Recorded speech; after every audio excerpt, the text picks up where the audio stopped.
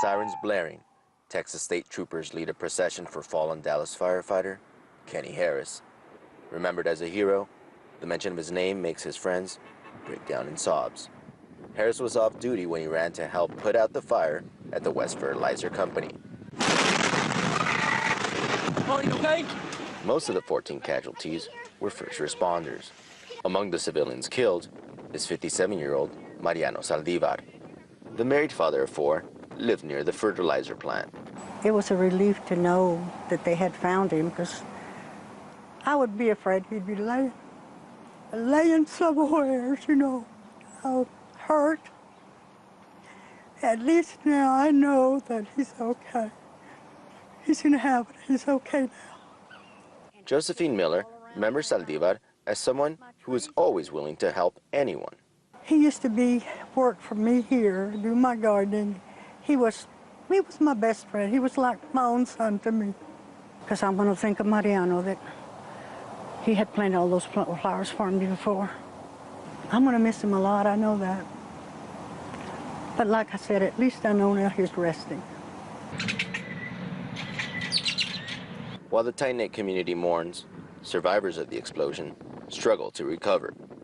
Days after the disaster, some of the evacuation zones have been reopened. The X on this home marks a house which was searched during the initial evacuation. Still, some of the people who live closer to the blast will not be able to return to their homes and see what happened for quite a long time.